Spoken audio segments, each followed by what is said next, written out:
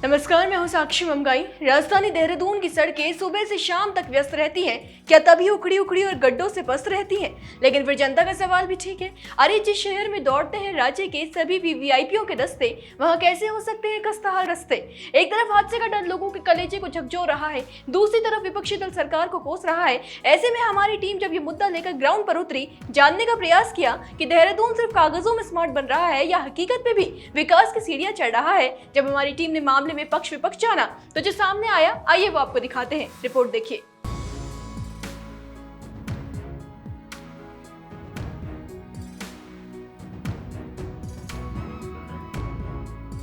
उत्तराखंड की राजधानी एक वीआईपी शहर, लेकिन यहाँ की सड़कें देखकर आप हैरान रह जाएंगे। गड्ढे इतने गहरे हैं कि ये तय करना मुश्किल है कि सड़कों पे गड्ढे हैं या गड्ढों पे सड़क, जहाँ लोग इस हाल में रहने को मजबूर हैं। अगर बात करूँ, मैं यहाँ पे इस वक्त मौजूद हूँ बंजारावाला में, और यहाँ पे अगर बात करूँ सड़कों की, तो आप देख सकते हैं कि यहाँ की सड़कों का क्या हाल है।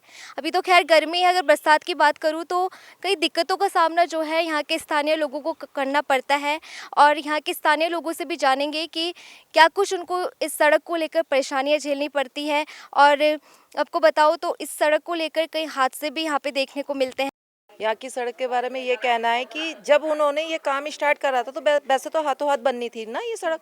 अब इतना 3 महीने का टाइम दे दिया इसमें चलने के लिए। चलो हम लोग तो चल सकते हैं, लेकिन बुजुर्गों के लिए तो बहुत दिक्कत है ना, छोटे बच्चों के लिए बहुत दिक्कत है।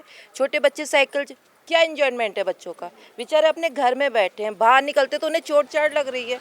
अब ऐसे ही रहेगा तो फिर ऐसी व्यवस्था का क्या फ़ायदा? जो पार्षद बने हुए हैं या यहाँ के जो भी हैं सड़क के, उन्हें करना चाहिए, हाथों हाथ काम निपटाना चाहिए ना अपना। कब से चल रहा है सड़क पर काम? 3 महीने हो गए पूरे। 9 जनवरी को यहाँ की खुदाई हुई थी, उसके बाद से ऐसी ही रही व्यवस्था। अभी ये इसमें डस्ट पड़ी है, मोटी गिट्टी पड़ी है, उसके बाद कहते हैं कि कल बनती है। अभी उसको पड़े हुए भी 15 दिन हो गए हैं, अभी तक कुछ नहीं हुआ। बल्कि इसमें परसों बच्चे की चोट भी लग गई, 3 टाके उसके आँख में आए बच्चे के। बेटा ये परेशानी है कि ये रोड पहले खुदाई हुई थी, सीवर लाइन डली थी यहाँ पर, और उसके बाद फिर काफ़ी दिन ये गड्ढे कर रहे हैं। फिर अभी उन्होंने ये भर दिया, लेकिन रोड नहीं बनी और आने जाने में बहुत दिक्कत हो रही है यहाँ पे। हम जैसों से तो चला भी नहीं जाता उबड़ खाबड़, क्योंकि हमारी एज ही ऐसी है कि चल नहीं पाते हम इतना जल्दी से, और गिरने का भी डर रहता है इसमें। देहरादून में सड़कों की स्थिति तो मैडम आपको भी पता है कि कितनी भयावह है। हर जगह खुदाई स्मार्ट सिटी के नाम पे जो है खुदाई है। मतलब ये होता है कि जहाँ ठेकेदार ने अगर कोई काम रोड पे किया है या खुदाई की है, ये नहीं कि उसको 1 या 2 दिन में उसको भर दें, जिससे कि पब्लिक को कोई परेशानी ना हो। आए दिन कोई ना कोई एक्सीडेंट होता रहता है। कॉलेज के बच्चे आते हैं, स्कूल के आते हैं, तो ट्रैफिक में जैसे जाम वाम लग जाता है, उसकी चीज़ होती है। अगर वो उसको टाइम के टाइम पे भर दें तो दिक्कत ना हो, क्योंकि क्या होता है जब क्षेत्रवासी ज़्यादा परेशान होते हैं, कंप्लेंट करते हैं, तब जाके उस पर सुनवाई होती है। ये स्थिति इस टाइम जो है स्मार्ट सिटी के नाम पे देहरादून में हो रहा है। तो ये सुना आपने लोगों का हाल दिल और साथ ही उस दल के खौफ भी। जैसा कि आपने सुना, लोगों का कहना है कि इन गड्ढों से बच्चों, बुजुर्गों और कामकाजी लोगों को परेशानी हो रही है। साथ ही हर दिन डर लगता है कि कहीं कोई गिर न जाए। कई बार बच्चे भी चोटिल हो चुके हैं। ऐसे में लोग अधिकारियों पर लापरवाही का आरोप लगा रहे हैं, सरकार से सख्त कार्रवाई की मांग भी कर रहे हैं। वहीं विपक्षी दल कांग्रेस का आरोप है कि पूरे प्रदेश, खासकर राजधानी देहरादून में सड़कों की हालत बेहद खराब है। सड़कों में गड्ढों को लेकर उन्होंने अभियान भी चलाया। उनका कहना है कि सरकार इस मुद्दे पर गंभीर नहीं है। रोजाना दुर्घटनाएं हो रही हैं, खासकर पहाड़ों में, लेकिन सरकार कोई ठोस कदम नहीं उठा रही। देखिए, पूरे प्रदेश के अंदर ही सड़कों की हालत खराब है, और उसका सबसे बड़ा उदाहरण तो राजधानी देहरादून है। राजधानी देहरादून में मैंने लगातार गड्ढों में सड़क और सड़क में गड्ढे कार्यक्रम चलाया था। पूरे देहरादून की मुख्य मार्ग सहस्त्रधारा रोड से लेकर के, जीएमएस रोड से लेकर के, हरिद्वार रोड से लेकर के, बाईपास रोड से लेकर के, आंतरिक सड़कों तक, आप बंजारावाला चले जाएं, मथुरावाला चले जाएं, आप पूरे धर्मपुर विधानसभा की सड़कों में चले जाएं, पूरी तरह से ध्वस्त पड़ी हुई है। 3-3 साल पहले वहाँ पर सीवर का काम हुआ।